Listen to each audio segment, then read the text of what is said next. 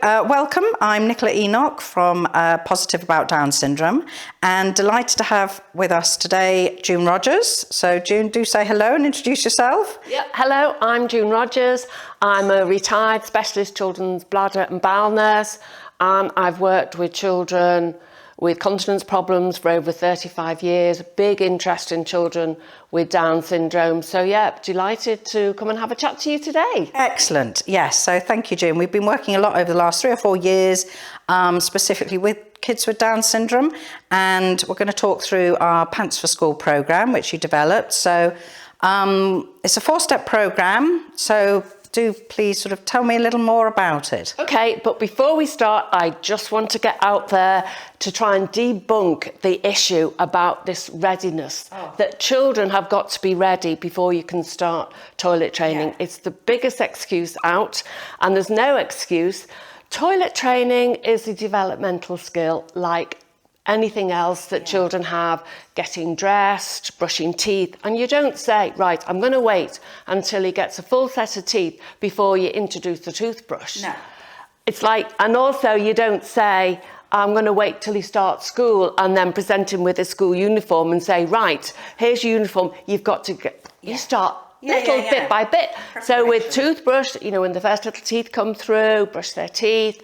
And so by the time they've got all their teeth, they're happily brushing away. Yeah. Exactly the same with dressing skills, pulling socks on and off, and that's exactly the same. Yeah. And if a child has a delay in any development skills, such as walking or talking, what does the first thing a healthcare professional do or should do is say, right, I'm going to refer you to the physio, see if we can get him walking. I'm going to refer you to the speech and language therapist. What happens if a child is delayed in toileting? They say, he's not ready. I know. There's no actual support, is there? No. Which is brilliant, because that's what we're able to provide. That's really the basis or the background to our toilet skill development programme. To sideline these people who say he's not ready. Okay, we're going to get the children ready. Yeah. Let's give them the opportunity, and that's the issue. A lot of the children are not given the opportunity to learn and develop the skills they need in order to be toilet trained. What happens? They're left in nappies. Or the mum then says, oh yes, I have started, I've put him in pull-ups. As these pull-ups will magically trigger to sit on the toilet. Yeah. And basically, the first step that we do is just introducing the potty as part of the everyday thing. It's like introducing the toothbrush when the first little.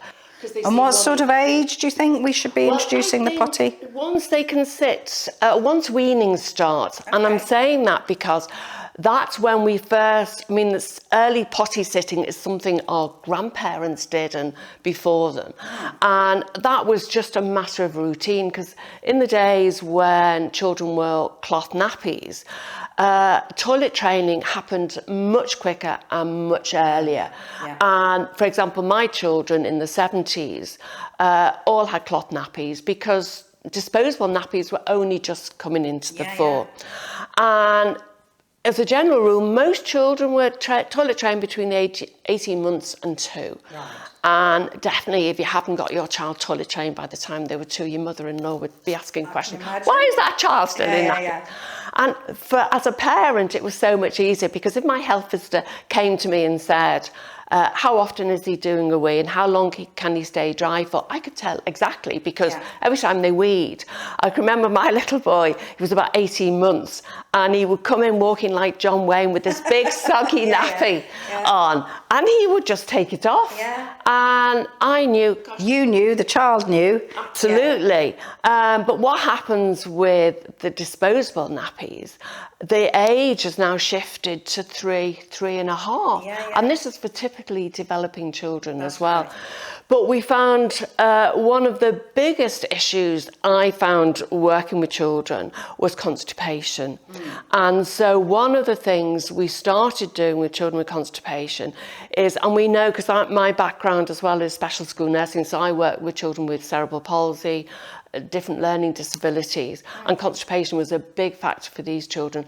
And we knew that potentially they could get constipated. So I thought, well, why wait until they're constipated? Why don't we prevent constipation? And we did this by getting them sitting in the right posture, sitting on potties.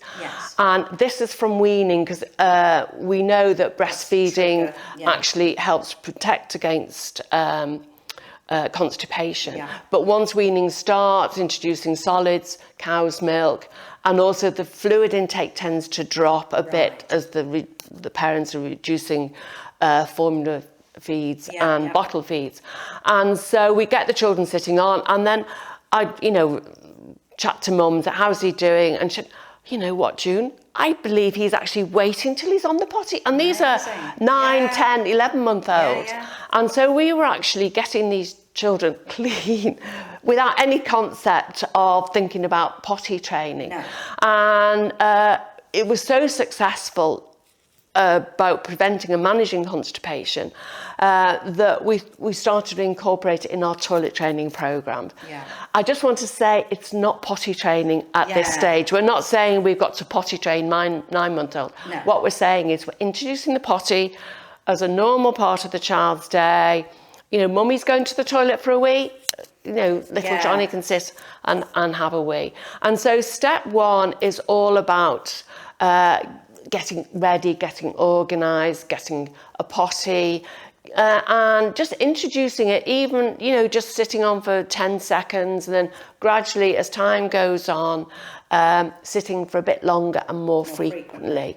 And I think also that thing about having the association with the bathroom. I know that we sort of advocate in our community, obviously our children are very visual learners, and they're going to learn from experience, from seeing their parents using the toilet, from seeing older brothers and sisters and cousins and so on. So it's important to introduce that early, and as you say, regularly, and you just start increasing that for our children to experience what a potty is. It just normalises it. Sitting on the potty or the toilet is what everyone does. No expectation at that stage. This stage.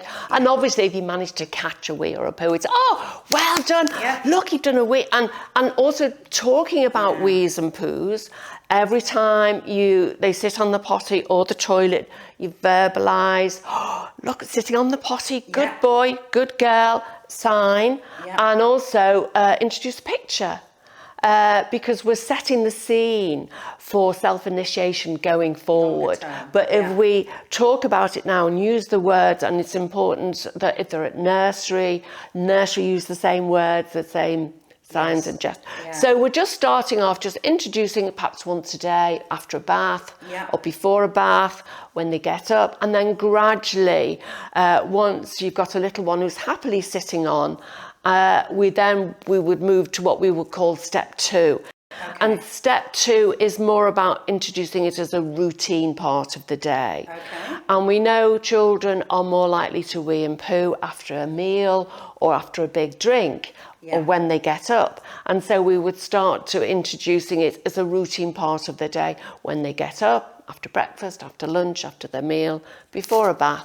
And so it's just a routine, like washing your hands before dinner, brushing your teeth when you get up. How long roughly after a drink or a meal typically does a child need? 15-20 minutes. 15-20 minutes. And that'll give time to get organised and clear the dishes and everything.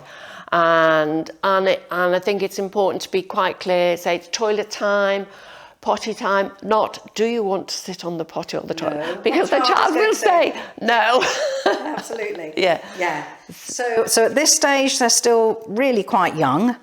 So we've started at sort of maybe 9 months when they've been weaning, sitting them just on quite an ad hoc basis and just introducing the potty.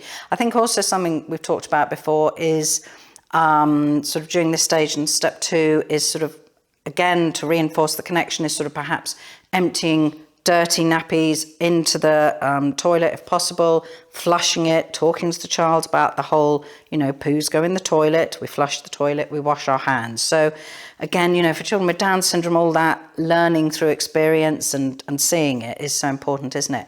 So we're now maybe 18 months, perhaps? Would you say this second stage, just generally? It just depends. We don't, we don't specify ages more where the child, what stage they're up to really.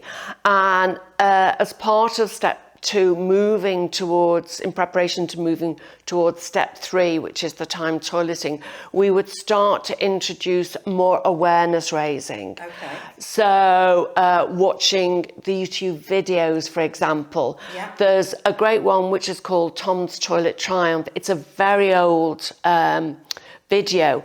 It's a cartoon video, and it's all about a boy doing a wee and poo and stuff, but it actually shows doing a wee and a poo on the toilet so the children can actually see it. But there's loads of like Peppa Pig and Bing Bunny, you know, the toilet train. Sure. So there's lots of YouTube videos that would actually engage children to watch. And again, it's showing this is going to the toilet is what everybody does. Yeah. You know, even Peppa Pig goes to the toilet or what have you.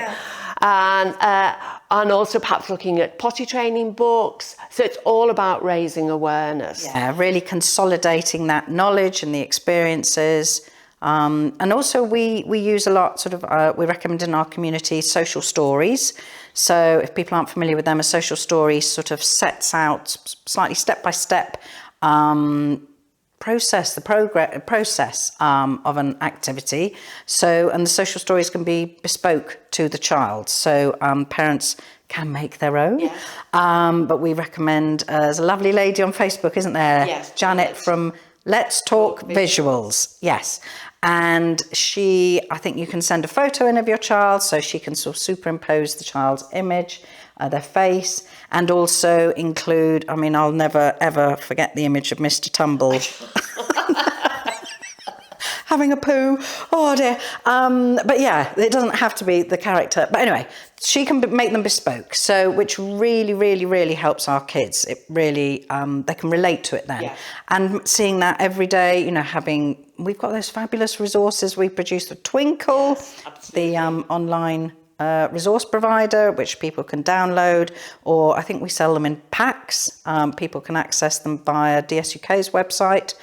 So really it's all about repetition as well, isn't it? It's repetition, using different resources, books, videos, Twinkle, signing, all those elements sort of just take time, I guess. So it rather depends, you know, if a family's starting this from scratch, then they might be starting from 9 months, and then a few months later they're progressing slowly through the stages, but it's never too late to start. So if someone's discovering us late, relatively. We've had children, because as you know, we run a toilet training boot camp as part of the support we provide to parents. And we've had children who are 9, 10, who mums have been told, well, he's not ready yet. So the mum has been waiting for some miraculous, for the child to say, okay, I'm ready. You can start toilet training me now. That's never going to happen. And so, and it's counterintuitively, it's harder with an older child because they've actually sussed out, actually it's more convenient to wee and poo in my portable toilet. I don't have to stop what I'm doing. I don't have to come in from playing outside. And so that's why we try and encourage early intervention before the child susses out, actually, I don't want to be all the faff of going to the toilet. I've got my nappy on, thank you very much. And so that can be an issue, and parents sometimes are told by a healthcare professional, well, he doesn't understand, or he's not young enough yet, he's not old enough yet, or he's not telling you he's done a wee and poo. With these wonderful disposable nappies, children don't feel wet. No. And also, if nobody discusses it or encourages them, how do they know they're supposed to say, Mummy, I've done a wee, or indicate, or what have you, if nobody's told them? And that's why it's important we do all this raising awareness, so children do develop an understanding and aware of the concept that actually wees and poos have to go in a potty or a toilet. And that's all part of step 1 and step 2 is all about raising awareness. And if daddy goes for a wee or daddy goes, well done daddy, daddy's done a poo in the toilet. Don't we know it? Don't go in for 10 minutes, folks. That sort of thing. Thanks for that. But so that's, and it's just part of family life. You know. And I think for our children with Down syndrome, that, you know, having a learning disability, they don't learn things as easily through just assimilating them by perhaps encountering, you know, what goes on at nursery or watching something on the telly. So with our children, that's why we need all these extra visual supports, the real focus on making time to watch a specific video, read a particular book, have a social story made, because we need to give our kids that extra support. And that we always say repetition and consistency is the key. So whatever happens at home should happen with their grandparents, if they're at preschool, if they're at nursery, that sort of thing. And again, they're using the same signs, words, etc., and pictures. So there's that consistency. So we've got a little one who's happily sitting on, you know, his routine part of the day, and perhaps mum is finding, actually, he seems to start staying dry for longer. We're having some good success, and he seems aware when he's done a wee, because we've had pictures of little ones clapping themselves when they've done a wee. And so that's when you have to think about moving to step 3. Step 3 is about timed toileting. At the moment, we're just sort of doing it routinely ad hoc as it fits into the day. But what we want to try and do is what we call timed toileting, because that's when we're trying to time the toilet sitting when a wee is actually due.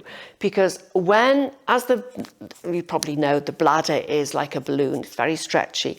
And within the bladder walls are what's called stretch receptors. And as the bladder fills with wee, the more stretchy it gets, as the fuller it gets, it starts to send signals to the brain to say, bladder's getting full, you need to do a wee. And as adults, we can suss out bladder signals from about when our bladder's about half full. And these signals are very subtle.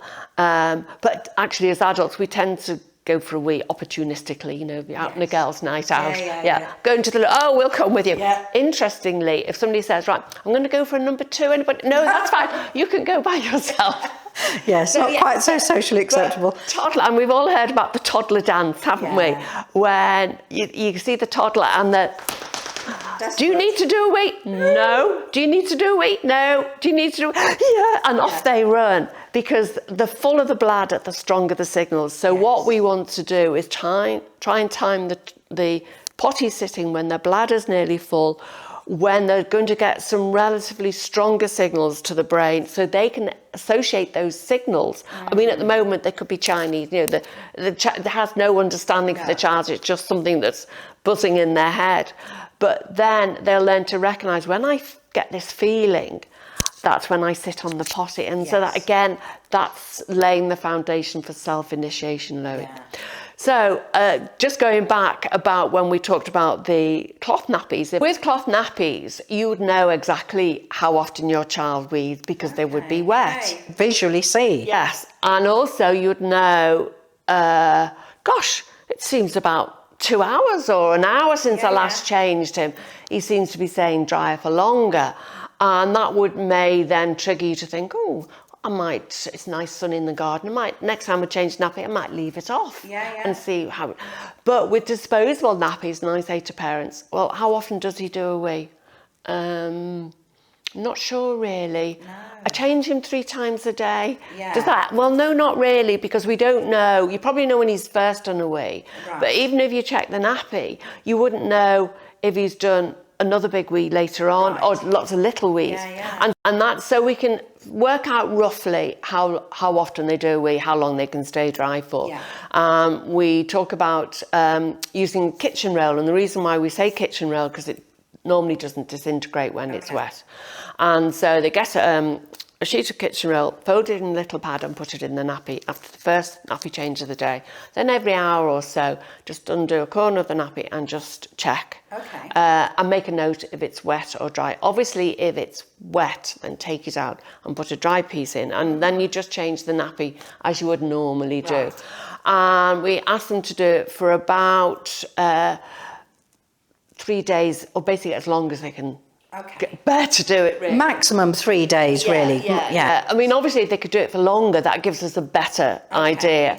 And also to make a note of drinks as well. Because some children will regularly do a wee after a big drink. Right. And so that's handy to know in terms of the potty sitting. So we would then have a look of what they recorded, and there's charts, as we've said, on the Down Syndrome UK website, but a piece of paper, anything, it doesn't really matter. Just so we have and then we have a look and see how long they can stay dry for, and what's the longest time they could stay dry for. Because what we don't want to do is put them on the potty too frequently. Right. We need to give the bladder time to fill, because the bladder has got to learn to hold on to wee, and if it's emptied too often, it never learns. Yeah, I think that's a really big learning point for our parents, because we see so many parents going, putting them on the potty every half an hour, and I'm still not catching any. It's because the child, as you say, they're not experiencing also, that. What happens as well is they put them on every half an hour, and the child does a little wee, and they think brilliantly. Yeah. They're not enabling the bladder to mature, and because the child's being prompted so frequently, their bladder's never filling, and they're never going to suss out what these weird bladder signals are if they are actually left for longer. Right. So that's why we try and time the toileting to when a wee is expected, and that, as I say, enables the bladder to mature, the child to learn to develop some understanding and awareness of the bladder signals, but also more likely to do a big wee, more likely then to that be positively reinforced. Oh, look at that, you've done a big wee, well done. Yeah. And in some cases, rewards, we all like a reward. Yeah. If I have a big thing of, I think, I'm going to make myself a nice cup of tea when I finish this. So, even as adults, we like to be rewarded, don't we? And I think the key for rewards for children doing a wee or a poo in the potty or the toilet, it's important the rewards are different to what they would, because parents say, oh yes, he gets a sticker or he gets a clap. Well, he probably gets claps for other good work. Yeah. It's important that he recognises this is important, because... So they're only getting that reward when it's toilet related. Yes. And obviously chocolate buttons come into the fore often. Yeah. And if they have a chocolate button, the key then is no chocolate at any other time. Right. Otherwise it becomes meaningless. Because I remember talking to a mum and she said, well, his grandma always gives him chocolate. Well, from now on, grandma doesn't give him chocolate. Yeah. He needs to understand weeing and pooing on the toilet is important. And it's so important I get chocolate when I've done it. Yeah. And that reinforces the child. Because, to be honest, kids, and even typically developing kids, couldn't care less if they wet their pants or... socially, they're not going to be motivated. Yeah. So we have to motivate them in other ways. With a reward. With a reward. Yeah. And over time, they'll realise, actually, this is a good thing, and this is what everybody does, and this is what I need to do. But at the beginning, when they're only little, they have no concept of... why they should wee on a potty. Yeah. And I think also, obviously that reward will diminish. So you don't have to think they're going to be taking chocolate buttons. It's gradually faded away. As it becomes, as they become better at it, as with so many other things. It's important that the reward is meaningful for that child. Yeah. Like my little grandson doesn't like chocolate. Right. So we'd have to use something different for him. And some children are not allowed chocolate. That's it. So you have to think of something that is meaningful for them, is easy to give. Yeah. And it's not to be, because one mum said, oh, I'll use the iPad. We don't like really using the iPad as a reward, because the iPad is useful for other things, maybe learning or what have you. Perhaps at nursery. So it needs to be something that's important, but if they can't have it, then it's not going to be a disaster.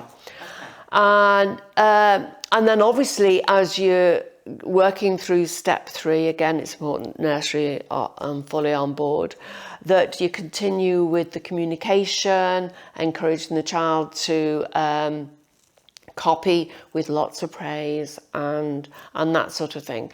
And so the time toileting carries on until you're starting to see, hopefully, some really good success. And I think we know from experience that the sooner you get the child out of disposable nappies, because it's really only when they're in ordinary pants that awareness really ramps up. It's a different sensation weeing in pants than it is weeing in a nappy.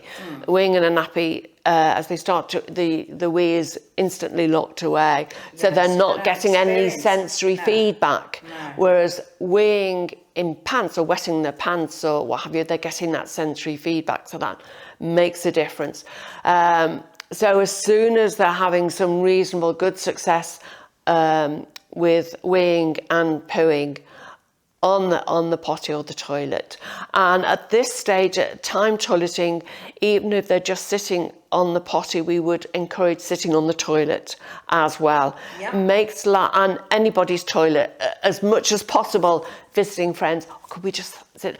The child has to understand that there are different toilets out there, shapes, sizes, colours, but they're all toilets where you do a wee. Yeah, because we do see some children who they'll only wee on the Peppa Pig potty if it's in the downstairs loo or whatever. And so that's a really important thing for our children to experience different potties, different loos. And once they go to school, they're going to have to use the toilet. I mean, I had a mum who carried a pink toilet seat round with her everywhere she went, a full-size toilet seat, because that was the only one her child would sit on. So I think you have to, at the beginning, mix it up. And you can get portable potties and you can get adaptable toilet seats that fold and portable and what have you. So there's lots of things that are easy portable that you can use. And so we're coming towards the end of step 3 when Can I just, recapping, so we've done the baseline assessment, which is generally 3 days. We've established through that, we've mapped out sort of when a child typically, well, we know roughly when they're eating and drinking because we pretty much control that. But then sort of how long after that the child's weeing. And then from that, we've then been putting them on the potty based on those timings. And we'd be expecting to see some success then. Hopefully, yes. So prior to this, our expectations have been quite low, haven't they? Yes, it's just basically getting the child used to it. It's just like when you give, 1-year-old, like my youngest granddaughter is 18 months, and she'll stick the toothbrush in her mouth and have a little go, but she's just getting, and she knows the routine because she's waiting for it, the toothbrush, the toothpaste, and then she does it because their siblings do. So it's just, this is what we do. We all sit on the potty of the toilets. The step 1 and 2, as we've said, about getting the child used to sitting, raising awareness. Step 3, we're formalising it a bit more. And we're still in nappies at this stage. But this is a relatively short phase. Well, it depends where the child's at and what's going on. I was going to say family situations as well. Yes, and sometimes there's hiccups as if they're moving house or the child's not well. And that's fine. We just pick up again. We find with some older children, as we're moving towards step 4 and we're in step 3, we're starting to suss out that the child has sussed out that actually I quite like my nappy. And the frustration of the mum is he used to be really good weeing and now he doesn't do anything, and then I put a nappy on and I know he's done the wee. So for those children, even though we've not quite moved into step 4, we would suggest the use of washable trainer pants, which are like a bit of a halfway between a no nappy and pants for children who we suspect are starting, because these kids are because parents, there's often from healthcare professionals, unfortunately, lots of negativity for children who are pre-verbal, saying, well, he doesn't indicate and he doesn't say and what have you. These kids understand lots and lots. Yep. And, you know, cute enough to know, actually, you know, I've done away with my nappy, but nobody's known, and I can still play out in the sandpit, and I'm not going to get called in and what have you. And so we have to, before that behaviour becomes entrenched, when it's really quite difficult to move them forward, is moving them onto, and big boy pants. Look at it. And also, again, make the child think it's their decisions in terms of... Have the child involved. Yeah. And do you want to put the blue pants on today or the green pants? Yeah. And so and don't forget, you must keep your pants dry. And you can start to introduce like the games in terms of the matching games, the bingo games, and we can have a tea party when all the dolls and the teddies, everybody has to take a turn sitting on the potty and keeping their pants dry. Yeah, and I think it's important to learn the concept of dry and wet, we kind of have to teach our kids, don't we? And that's, through playing games. Yeah, you can have a pair of wet pants, a pair of dry pants. Which pants are wet, which dry? Yeah. Oh, good boy. Yeah, and making it part of everyday language a little bit, not just always, you know, to introduce, you know, that as we wash our face, the flannel's wet and now we're going to dry our body and so on. So using that vocabulary is important, isn't it? Yes. And also clean and dirty, sorry, I've just thought, are others. Poo. Having, because we want to praise the clean, and we'll come on to how we respond when we have accidents in pants. Well, that's but so, in terms of language, again, it's important to teach those skills.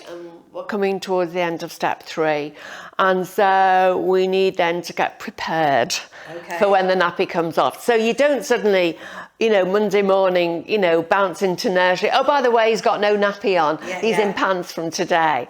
What you need to do is obviously nursery and preschool and childminder and everybody else who's been involved with the care of the child has been on board all the way along, and together you make the decision, right, we're going to in next week or whatever, and it's important you make a collective decision so nursery are involved, because they might say, actually, we've got such and such thing going on next week and the week after. I think it would be better if we aim for such and such a time.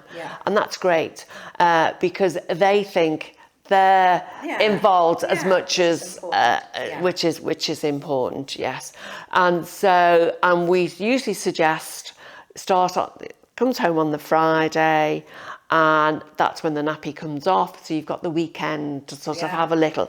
We're saying this because we've had situations in step 3 when we've had a child virtually dry in nappies, weeing every hour and a half, 2 hours some cases, and mum thinks, I've cracked this. This is brilliant. Little does she know. Oh, absolutely. This is, this is going to be a doddle. You know, she buys half a dozen pair of pants, and this is it. Nappy comes off, and I get the desperate, oh my God, what's happened? He's done 4 wees in an hour. What's happened here?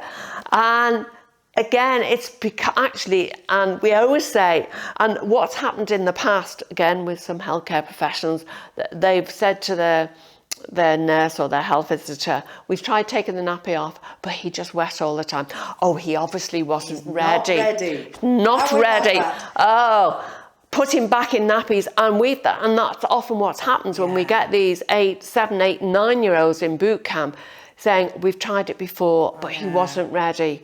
And so what they do, they put the nappy back on and waited a bit and tried again, and each failure takes them further and further backwards.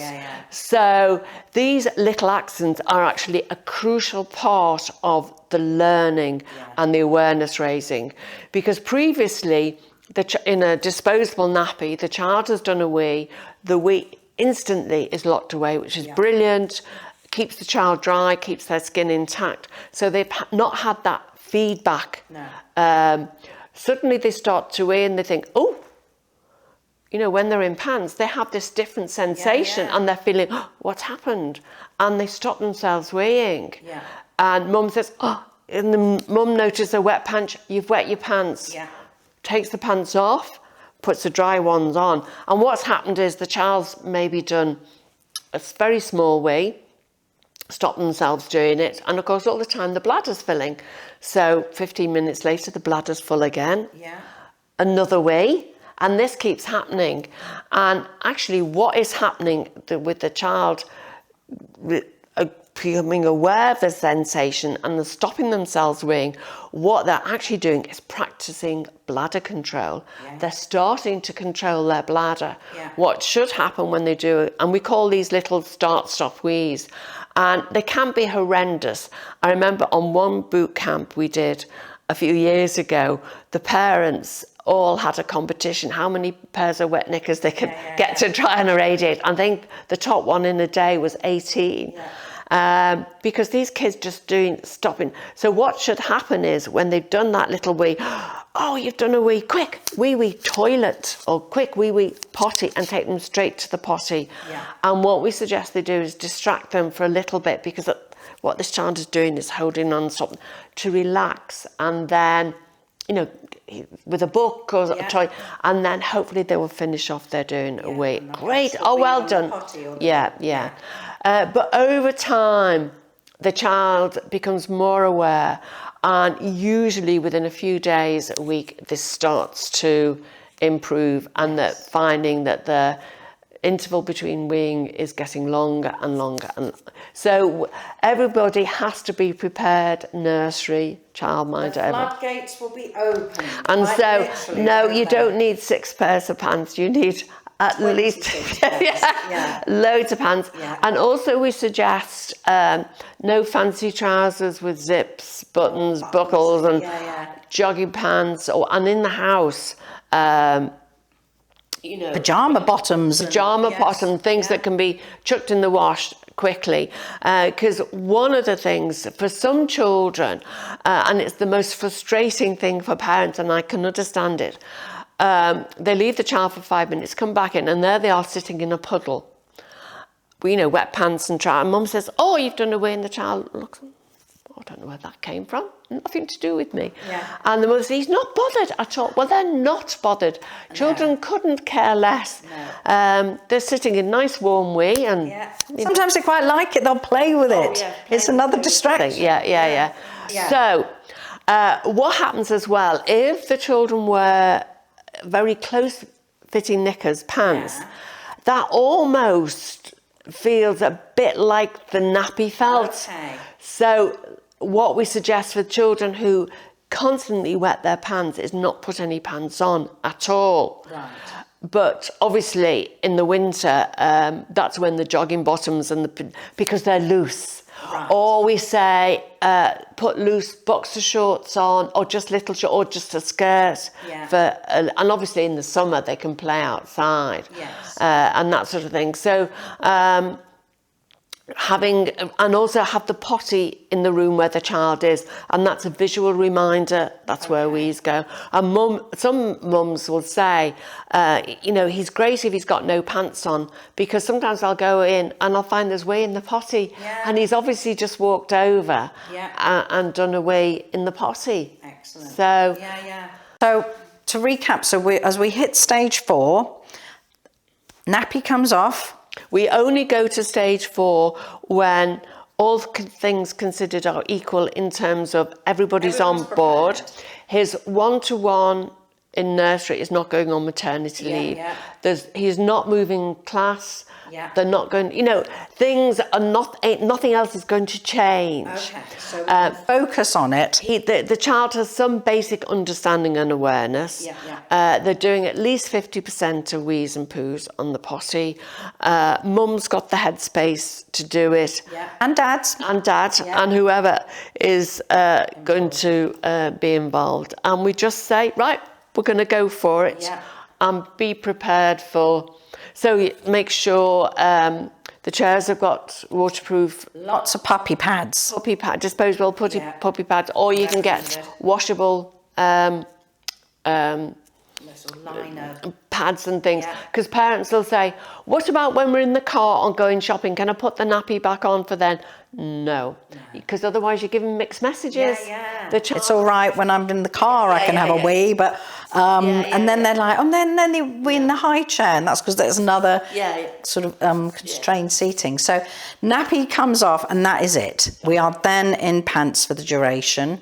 And I think it's really important that parents have this expectation that for a few days, the children, there's going to be a lot of accidents as we go through that sort of stop-start weeing. And that's a really good learning. That's what the child, as you say, they're learning. They learn bladder control. And I think for the initial toilet training, obviously we're still carrying on with the toilet timing. But what we found with toilet timing is that it actually helps speed up the bladder maturity and the bladder's capacity, because the regular toileting, and also obviously we suggest regular drinks, because if you time the drinks and times the toileting, it just makes life easier. And that time toileting and time drinking is actually how we manage and treat children, all children, including typically developing children, with daytime bladder problems. So we know that regular toileting and regular drinking help stabilise the bladder, help increase maturity. So the very act of toilet training, because at the beginning, mums are saying he can only go in just up to an hour, but that, within a few weeks, that's starting to increase, and before you know it, you've got a child who's dry for 2 hours. So I think that's important, that even though they're doing toilet timing, they're regularly reviewing the timings and increasing the time interval. Because at the very beginning, it's very adult-led. It's toilet, and you don't, as we said before, you don't say, do you want to go to the toilet? Do you need a wee? Do you want? No, because the child will say no. So you just say, come on, it's toilet time, potty time. And it often works so much better in nurseries because they have that structure, the other children are going, and so our child sort of doesn't want to be left out. And something we see a lot is that a lot of parents sort of feedback that mornings are really successful, and then it all goes to pot, excuse the pun, in the afternoon. Is that's just because the child's tired? For all children, including typically developing children, it's because they're tired, also because they've been drinking during the morning, so they're more likely to need a wee of an afternoon. So so what we suggest, again, because they're keeping an eye on the timings, is that the time interval in the afternoon may be shorter than in the morning. So more frequent visits in the afternoon. So once everybody's in a routine and it's all going, hopefully, we're going to have accidents. This is going to happen even after the initial frequent little stop-start. There's going to be particularly if children are distracted, watching TV or really engrossed in activity. But what people need to start doing is gradually increase the time interval. Because parents will say, I keep taking him, but he never asks. Or he never indicates. Well, while you're constantly taking him, there's no need for him. And also, you might be taking him just before the cusp of that really strong bladder signal. So he's not feeling the need to go. And that's why you need to be brave and start to gradually increase and leave them as long as they dare. And perhaps look for signs. Is he starting to fidget? Is starting to hold himself? Doing a bit of a... And so that'll give you an indication he needs to go. And then say, come on, it's toilet time. And obviously, if the child starts to give an indication, perhaps by looking at the potty or, looking at the picture or starting to sign or starting to indicate, that should be reinforced with lots of practice. Oh, good boy, good girl, for saying you need the toilet. Come on, let's go quick. And then obviously they'll get the reward. So the child knows that's a good thing to do. And that can take, that often comes longer in the child's journey, this self-initiation. Some children will always require the odd prompt. And some children, particularly at school, will just get in a routine of going at break times, and that's just part of their day. And so I think some of the key things is that children not indicating that they need to go to the toilet does not, or they're not aware that they're wet, does not necessarily mean they're not able to be toilet trained, or they're not ready to be toilet trained. Yeah. These all come as part of the learning process. Yeah. If children don't have the opportunity to learn, well, how? So I think it's, you know, really important for us, both as parents and healthcare professionals, that we give the children the opportunity to learn and the opportunity to develop the right skills. And to have the expectation, you know, we must expect. If you think about it, the majority of these children have the same typically developing bladder and bowels as typically developing children. Yes. What they they're physiologically, and we know from all our Facebook groups, our under 5 toileting Facebook groups, that majority of children have the ability to be toilet trained age appropriately. And as you know, for our Pants4School project, we aim to get the children in pants before starting school. And I think that's really important because it raises expectations, as you say, because teachers then think, well, gosh, you know, he's got Down syndrome and he's only 3.5 or he's only 4 and he's toilet trained.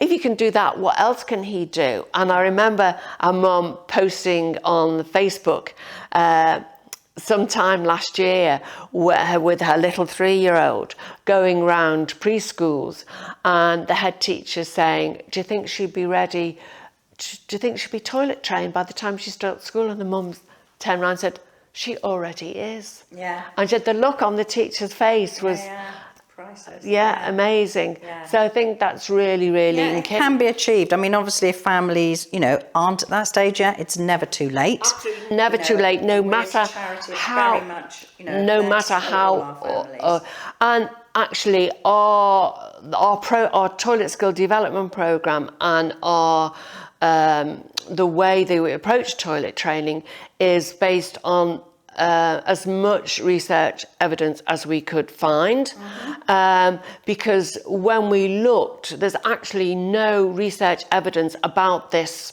readiness. No. There is no documented readiness list. That's right. So when people say children aren't ready, I'm not sure exactly what readiness, what that's based on. And as a result of all the work that we've been doing, when you think about it, we've been working, we're really fortunate because we've got this fabulous closed community of these wonderful parents who have that trust in you when you say he will get dry. You know, your child, the children do get dry, and I think parents are surprised. Wow, June, you said he would do it, and I didn't think you were right, but he did. You know, they're always amazed. Yes. So we've got this wonderful cohort of experience in developing the programme, so much so that, and what was happening as well is that parents were saying, my friend has got a child who's still in typically developing nappies. Can you help her? And we were and she wants to know how I've got my 2.5-year-old child with Down syndrome toilet trained when her 3-year-old won't even sit on the toilet. And we thought, well, actually, the skills that we've developed and the developmental skills are only what our getting early potties, only what our grandparents did, and actually. I think the reason why typically developing children are on the whole, not toilet trained till about 3 is because parents don't start till they're then. And that's when we have lots of problems with daytime wet. And there's evidence to say that delaying toilet training can affect children's bladder development. Right. And that's why we have so many children with daytime bladder problems, and also problems with constipation as well. Right. So we've used all the work that we've done, plus we've looked at as much evidence we have, and also we've then looked at working with our paediatric continence advisors, bladder and bowel nurse specialists around the country, brought together our expertise, and we've actually pulled together a best practice guidance document for toilet training all children. There is no other research-based consensus guideline anywhere, and that's why we found a lot of parents were struggling, because they were getting told different things by different healthcare professionals, and there was no consensus. And so if your health visitor tells you one thing, but the GP or the doctor says something else, so you don't know who to believe. And so we've brought together this document, which is based on the work that we've been doing over the last 3 years with all these wonderful parents, I'd say. Plus, we've done literature searches, we've done as much evidence, and actually all the evidence we found actually backs up our programme in terms of routine and consistency, using motivational rewards. We looked at regression, why some children regress, and what to do about it. And so this document is full. All the evidence is there. And that's available on our website, Down Syndrome UK. We developed it with Bladder and Bowel. We also collaborated with Bladder and Bowel UK. It's on their website. So that's something that's sort of primarily aimed at healthcare professionals. Obviously, parents are welcome to access it. And then for parents, that gives them the evidence they sometimes need. And then for parent facing, we've developed a whole range of resources under our Pants4School banner that are available on the DSUK website, and also lots of games and activities on the Twinkle website. So I think we've sort of talked through the 4-step programme, so that's been amazing. Thank you very much, June. Excellent. Lovely.